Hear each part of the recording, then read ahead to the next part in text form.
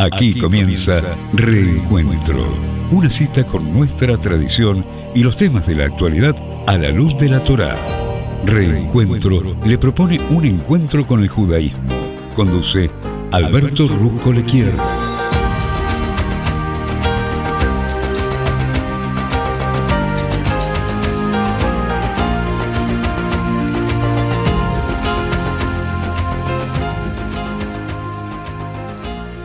Muy buenas tardes, aquí Alberto Rusco Lequier los saluda y les da las gracias por estar compartiendo conmigo, ya como hace tantos, pero tantos años, este espacio, Reencuentro, para que bebamos y aprendamos de las enseñanzas exquisitas de la Torá.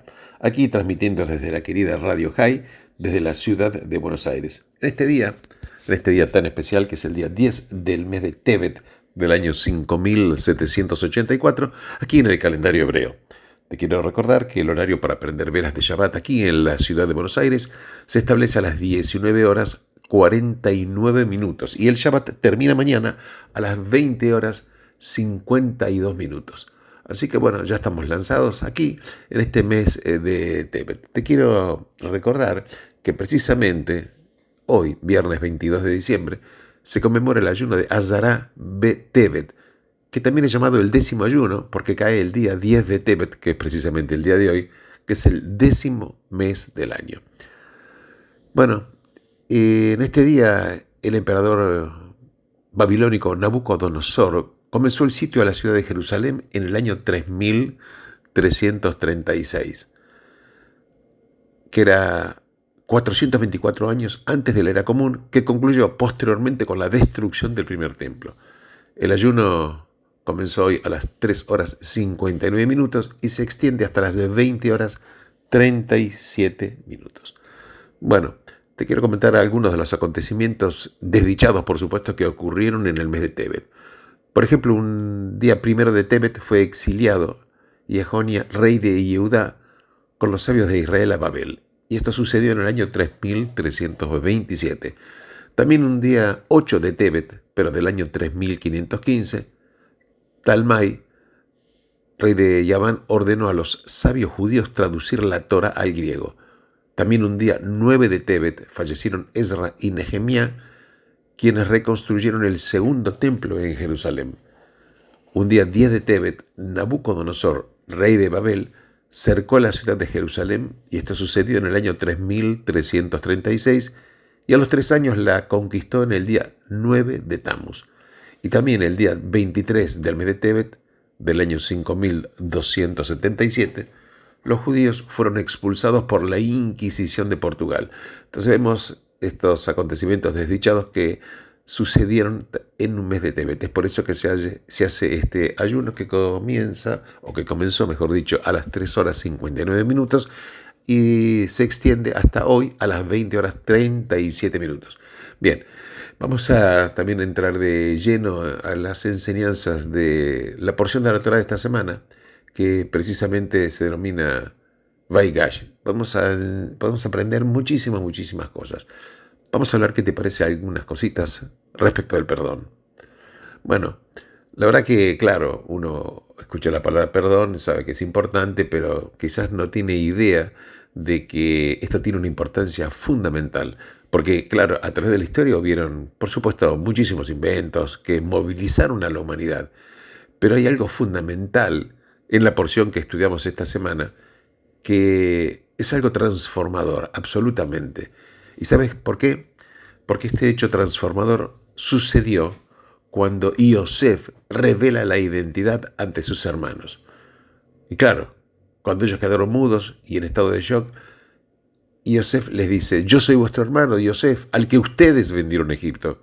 Claro, y ahora no estén angustiados ni enojados con vosotros mismos por haberme vendido aquí, porque fue para salvar vidas que Dios me envió delante de ustedes.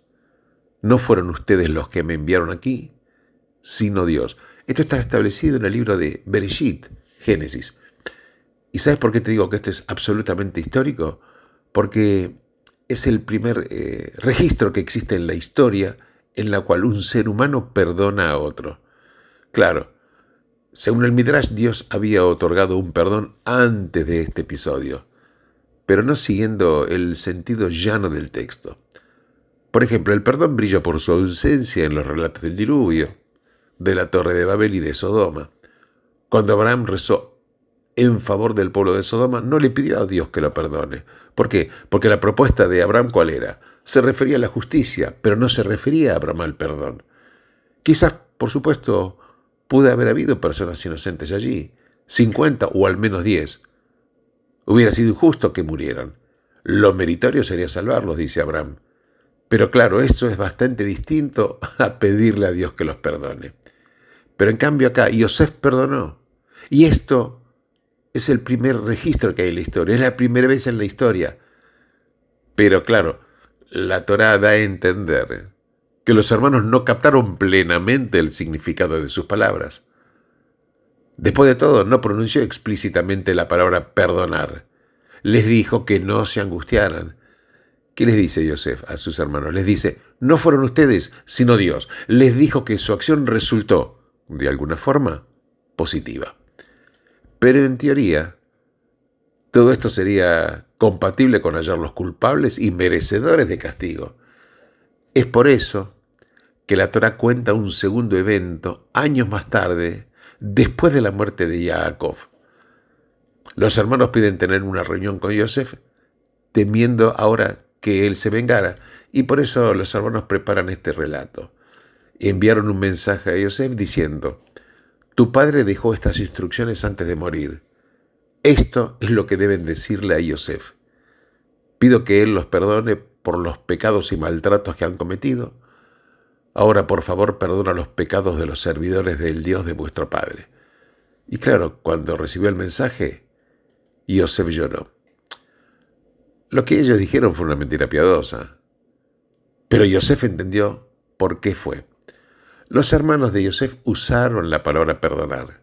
Insisto, esta es la primera vez que aparece la palabra perdonar en la Torá, porque todavía no tenían la certeza de lo que quiso decir Yosef. Claro, uno se pregunta, ¿es posible que alguien que haya sido vendido como esclavo pueda perdonar?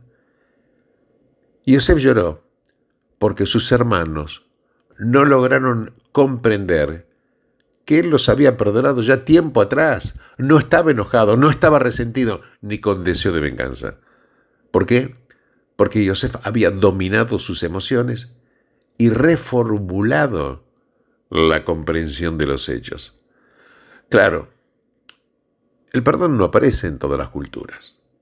No es una cualidad humana universal, ni siquiera te diría que tampoco es un imperativo biológico. Absolutamente. Así que, por ejemplo, no existe el concepto del perdón en la literatura griega antigua. Hay otra cosa que a veces se confunde con el perdón, que es el aplacamiento de la ira.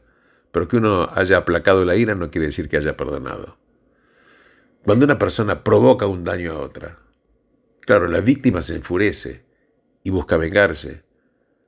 Claro, esto es decididamente peligroso para el causante y podría intentar calmar a la víctima y olvidarse del asunto. Claro, pueden haber diferentes excusas, no fui yo, fue otro, o sí, fui yo, pero no lo pude evitar. Ya conocemos esta, no lo pude evitar. También podemos decir, efectivamente fui yo, pero en el pasado te he hecho tanto bien que este hecho insignificante lo puedes dejar pasar. La verdad que junto con estas estrategias, el que causa el daño a veces puede rogar, puede argumentar o puede realizar algún ritual de humillación, porque es una manera de decirle a la víctima, realmente yo no soy una amenaza para ti. La verdad que hay una palabra griega que es sugnome. A veces se traduce como perdón, pero en realidad significa absolución o exculpación. ¿Qué quiere decir? No es que te perdoné por lo que hiciste, sino que comprendo por qué lo hiciste. No pudiste evitarlo. Las circunstancias estaban fuera de tu control o no tengo por qué vengarme porque dada tu actitud me demostraste el respeto adecuado. Entonces mi dignidad fue restablecida. La verdad que hay un ejemplo clásico de una situación de apaciguamiento en la Torá. El comportamiento de Jacob frente a Esaú cuando se encuentran después de una larga separación.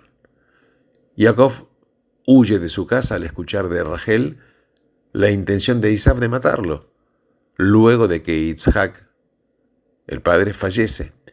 Pero antes del encuentro, Jacob le envía un importante obsequio de ganado diciendo: yo lo aplacaré con el obsequio que va antes de mí y después veré su rostro. Quizás me acepte.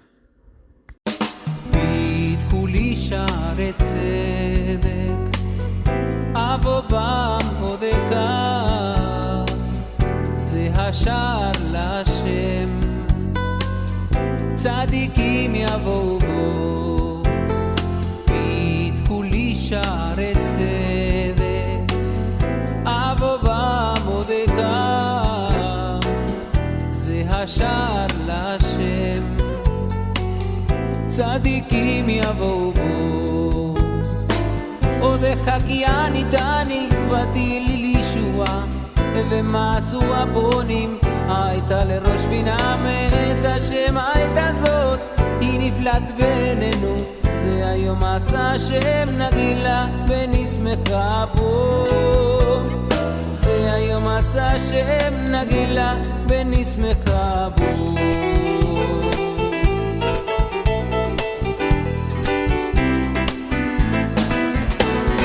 פיתחו לי שערי צדק, אבוא בעמודך,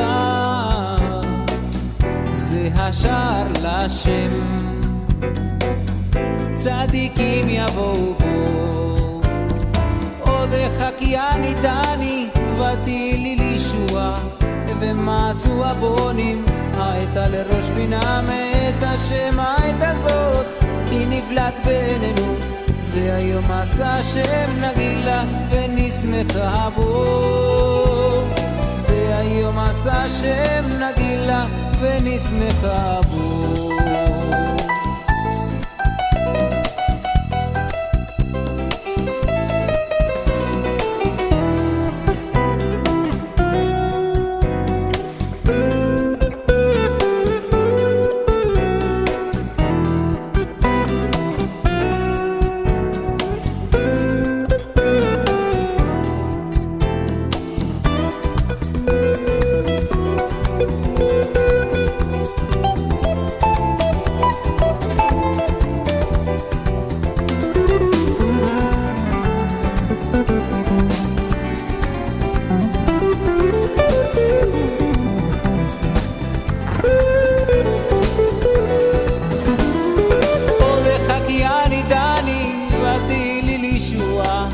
ומעשו הבונים, הייתה לראש בינה מאת השם הייתה זאת, כי נפלט בינינו, זה היום עשה השם נגילה ונשמחה בו, זה היום עשה השם נגילה ונשמחה בו.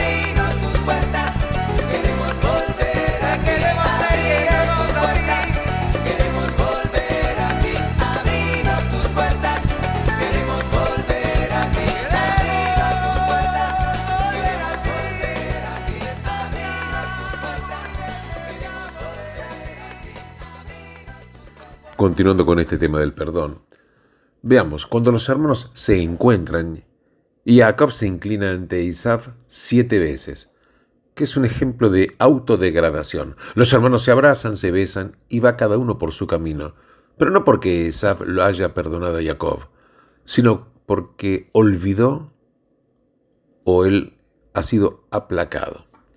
La verdad que el apaciguamiento como método de solución de conflictos existe incluso entre los animales. Claro, hay luchas por la dominación entre los animales sociales, pero también existen formas de restaurar la armonía del grupo por razones de supervivencia. O sea, que existen conductas de apaciguamiento y han existido incluso desde los orígenes de la humanidad. Pero no es así con el perdón, porque acá lo que hace Yosef es perdonar. Claro, lo que no se aclara es por qué perdona Yosef, ni por qué la idea y el concepto nacen específicamente en el judaísmo. ¿Sabes por qué? Porque la respuesta es que con el judaísmo nació una nueva moralidad, porque el judaísmo es principalmente una ética de la culpa, a diferencia de la mayoría de los otros sistemas que son éticas de la vergüenza. Veamos, una de las diferencias fundamentales entre las dos es que la vergüenza queda ligada a la persona, pero la culpa está ligada al acto. En las culturas de la vergüenza, cuando una persona comete un acto reprobable, esa persona queda marcada, manchada o profanada. En las culturas de la culpa, lo que está mal es el acto, no el causante, no el pecador, sino el pecado. La persona mantiene su valor fundamental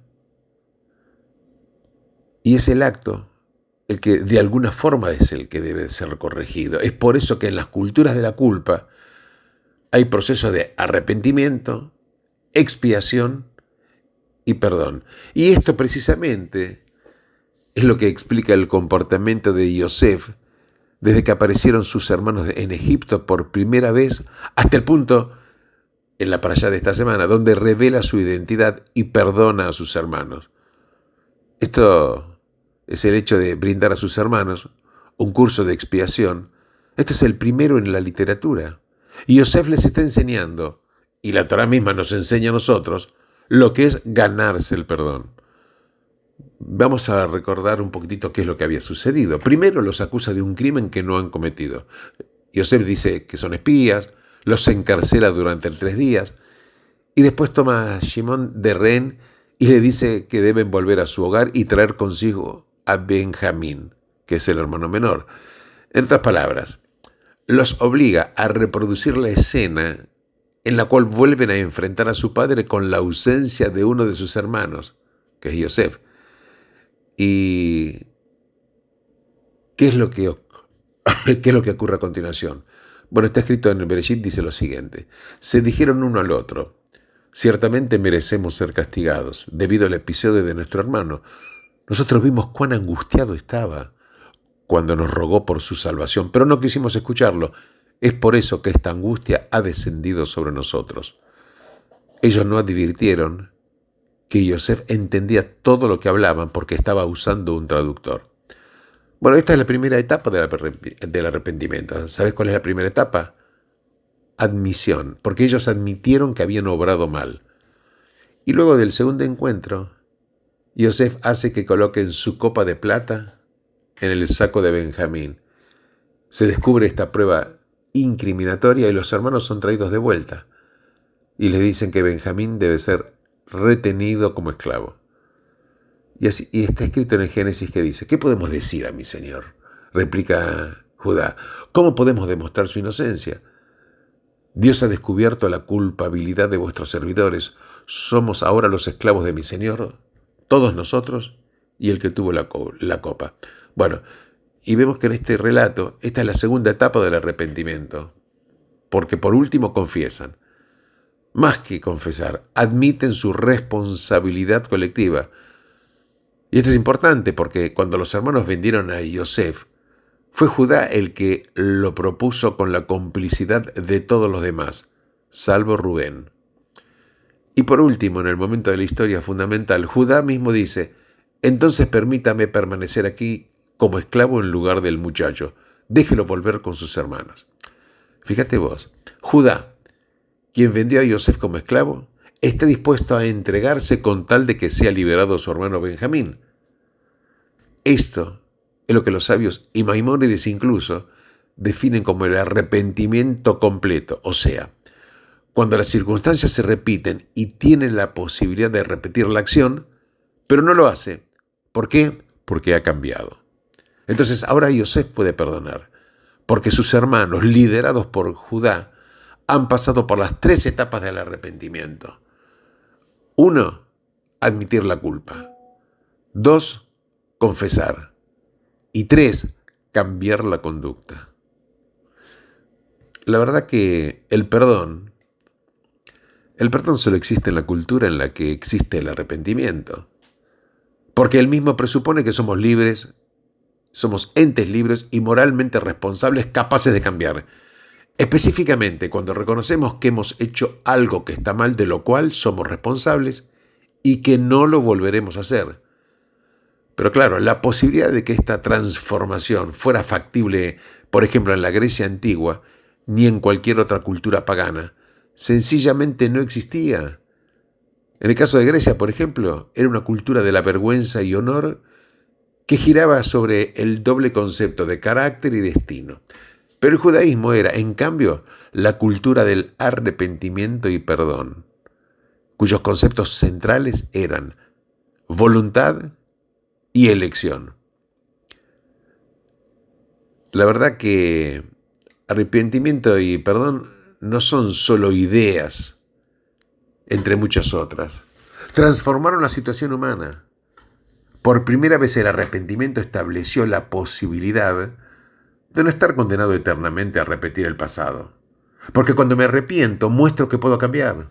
El futuro no está predestinado. Puedo hacer que sea distinto a lo que podría haber sido. El perdón nos libera del pasado.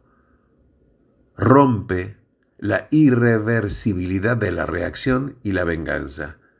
Es el acto de deshacer lo ya hecho. La humanidad cambió el día que Yosef perdonó a sus hermanos, porque cuando perdonamos y somos dignos de ser perdonados, ya no somos prisioneros del pasado, porque la vida moral es la que abre el espacio para el perdón. Sararán, sararán, sarararararán.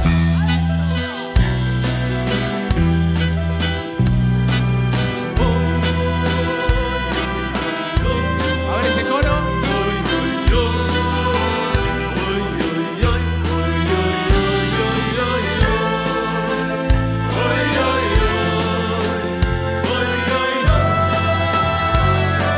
Dale, una más, como un café, vamos, trompeta.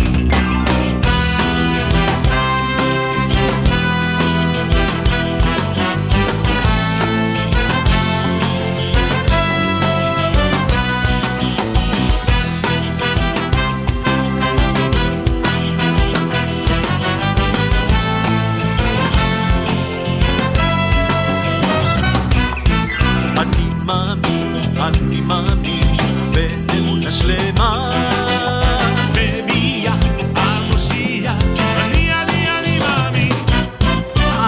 מאמין אני מאמין באמונה שלמה במיה המושיע אני מאמין משיח משיח משיח אוי אוי אוי אוי משיח משיח משיח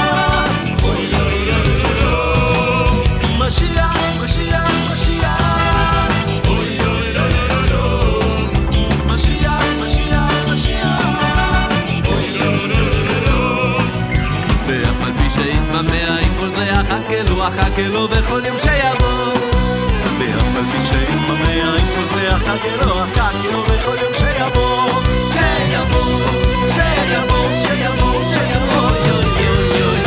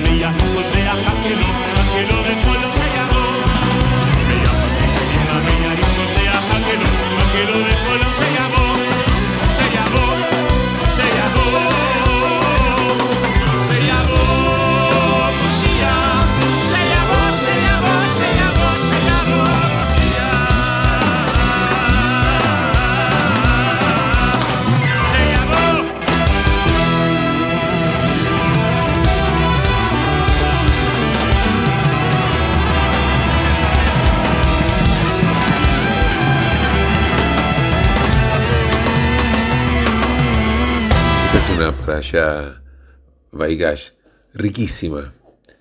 Que Vaigash quiere decir y se acercó, porque está escrito en la parashá, y Yehudá se acercó a él y le dijo: perdona a tu sirviente, mi señor, déjame hablar con mi señor. No te enojes con tu siervo, aunque eres igual que el faraón. La verdad que esta es la primera vez en su vida que Yehudá se acercó a su hermano Yosef. Claro, es irónico, por supuesto que él no sabía que era Yosef, pero el acto de acercarse fundió todas sus reservas de Yosef, todas sus defensas, y como si no pudiera contenerse, finalmente reveló su identidad. Claro, Vaigash y se acercó, ¿qué quiere decir se acercó? Es la palabra clave. Absolutamente. Vamos a ver. Al comienzo de la historia, cuando su padre envió a Yosef a ver cómo estaban sus hermanos, cuidando a las ovejas, lo vieron a lo lejos, a la distancia. Imagínate la escena, no pueden ver su cara. Todo lo que pueden ver es su túnica ornamentada, la túnica de muchos colores que tanto les disgustaba. Y esta túnica actúa como un recordatorio constante de que es a él a quien su padre ama más y no a ellos. Vamos a ver la implicancia profunda que tiene todo esto. A lo lejos no vemos a las personas como seres humanos. Y cuando dejamos de ver a las personas como seres humanos y se convierten en símbolos, objetos de envidia o de odio, las personas pueden hacer cosas malas las unas a las otras. Porque toda la tragedia de Yosef y sus hermanos fue la distancia. Estaban muy alejados. Y es por eso que cuando Yehudá se acercó a Yosef, y eso quiere decir Vaigash, el hielo entre ellos se derritió y se volvieron hermanos, no extraños, el uno con los otros. Demasiada distancia a veces entre los seres humanos y nos enfriamos. Pero claro, si nos acercamos demasiado, a veces un ser humano puede herir a otro. Y esta es precisamente la historia de Jacob y Esaú. Pensemos, Jacob compró el derecho a la primogenitura de Esaú, robó su bendición, vistió la ropa de Esaú, tomó prestada su identidad. Incluso cuando nacieron, Jacob estaba sujetando el talón de Esaú, pero solamente cuando hubo una distancia entre ellos. ¿Cuál fue la distancia? Los 22 años que Jacob estuvo lejos en casa de Labán, y fue entonces cuando hubo una distancia que la relación pudo sanar, de manera tal que cuando se reencontraron, a pesar de los temores de Jacob, Esaú lo abrazó y lo besó y lo trató como a un hermano y un amigo. Repito, demasiado cerca y nos herimos, pero demasiado distantes nos congelamos. Entonces, uno se puede preguntar, ¿cómo podemos construir y mantener relaciones si hay un balance tan delicado y es tan fácil equivocarse? Y la respuesta de la Torá, ya en el primer capítulo, es: primero separa, después une. El verbo leavdil, que quiere decir separar, aparece 5 veces en el primer capítulo de Bereshit. Dios separa, por ejemplo, la luz de la oscuridad, las aguas superiores de las inferiores, el mar y la tierra seca.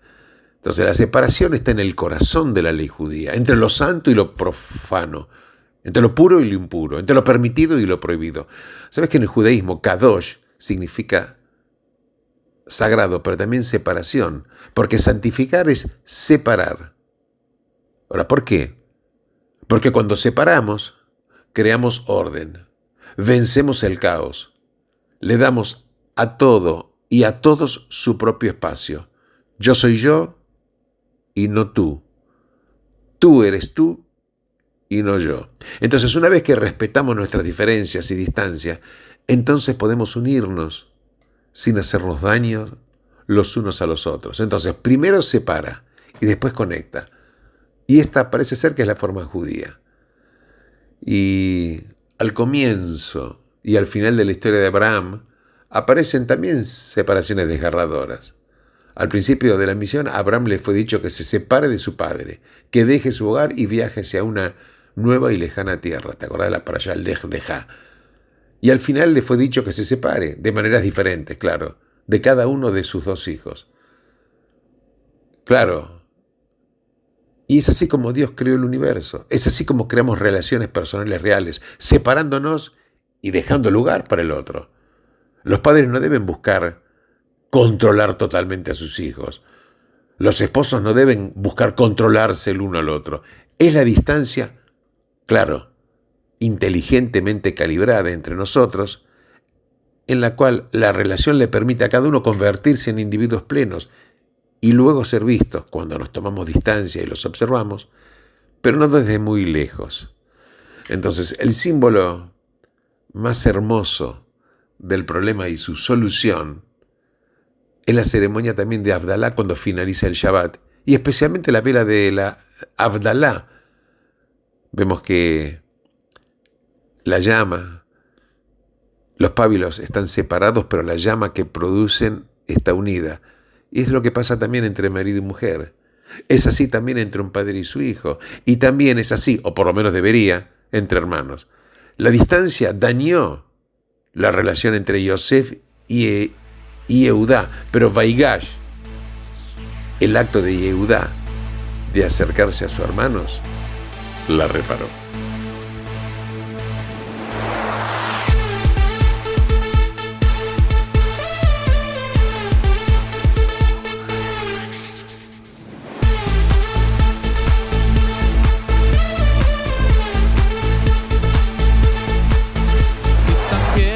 ושם מסביב לעולם יש צרות, דאגות, החיוך נעלם, מחר תראה רק שחור, כי גם זה יעבור, והכל יסתדר, כי השם יעזור.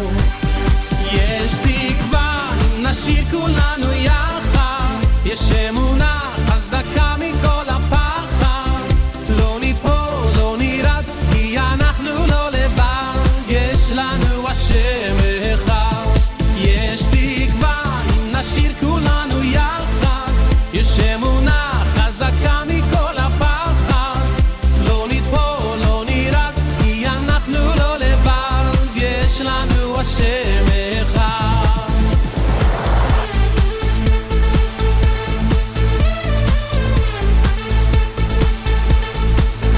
היי אחי, בוא איתי, שים ידך בידי, אל תדאג, אל תפחד, כי נצעד יד ביד, הקדוש ברוך הוא את כולנו אוהב, בוא תראה שמחר ייגמר הגט.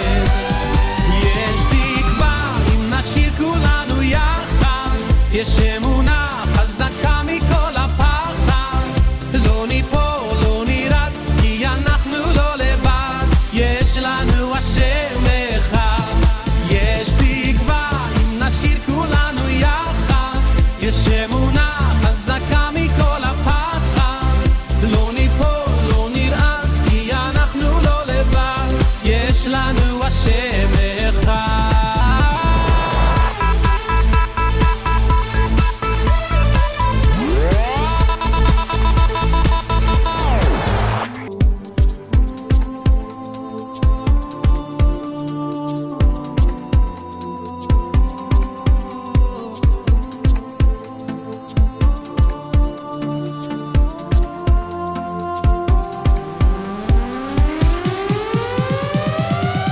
יש תקווה, אם נשיר כולנו יחד, יש אמונה חזקה מכל הפחד, לא ניפול, לא נרד, כי אנחנו לא לבד, יש לנו השם אחד. יש תקווה, אם נשיר כולנו יחד, יש אמונה חזקה מכל הפחד, לא ניפול, לא נרד, כי אנחנו לא לבד, יש לנו השם אחד. יש תקווה, אם נשיר כולנו יחד, יש אמונה חזקה מכל הפחד, כן העם לבדד, קדימה נצעד לעד, בשמחה ובטוב לבד. יש תקווה, אם נשיר כולנו יחד, יש אמונה חזקה מכל הפחד, לא ניפול, לא נרד, כי אנחנו לא לבד, יש לנו השם אחד. יש תקווה. Bueno, hemos llegado ya al final de Reencuentro y yo les agradezco a todos ustedes por haberme acompañado ya como hace tantos años aquí, desde la querida ciudad de Buenos Aires. Recuerdo una vez más que el horario para aprender velas de Shabbat en este día 10 de Tevet del año 5784 está establecido a las 19 horas 49 minutos y el Shabbat termina mañana a las 20 horas 52 minutos. Muchísimas gracias de todo corazón por estar conmigo y benditos sean todos ustedes en el lugar en el cual se encuentren. Shabbat Shalom.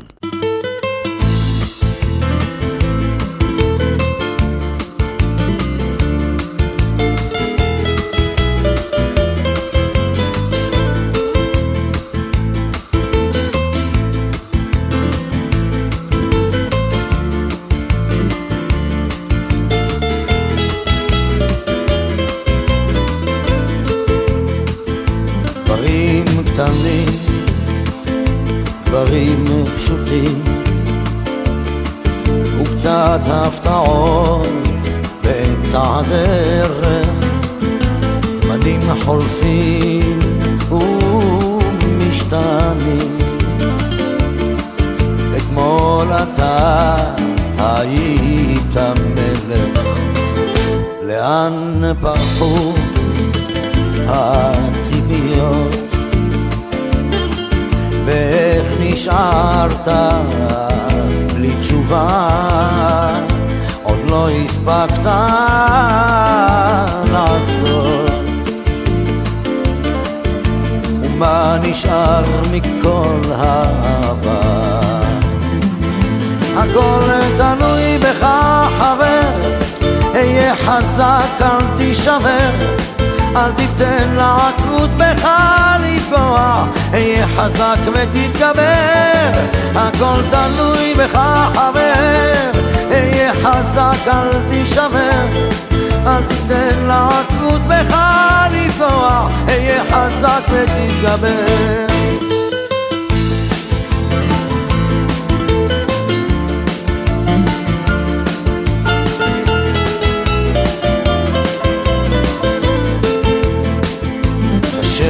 לראות, אך לפעמים גלגל נסגר באמצע הסיפור, ואין כבר כוח לגופך יותר למשוך. יכולת לוותר אבל לך אסור. הכל תלוי בך חבר, היה חזק אל תישבר, אל תיתן לעצמות בך לפגוע, היה חזק ותתגבר. הכל תלוי בך חבר, היה חזק אל תישבר, אל תיתן לעצמות בך לפגוע, היה חזק ותתגבר. המסקנה חבר, אסוף את כל הכוח, קל יותר לדבר כשהפחד משתחרר. למרות הכל אתה מבין שזו הדרך, היה חזק חבר, היה חזק. הכל תלוי בך חבר, היה חזק אל תישבר, אל תיתן לעצמות בך לפגוע, היה חזק ותתגבר. הכל תלוי בך חבר, היה חזק אל תישבר, אל תיתן לעצמות בך לפגוע, היה חזק ותתגבר.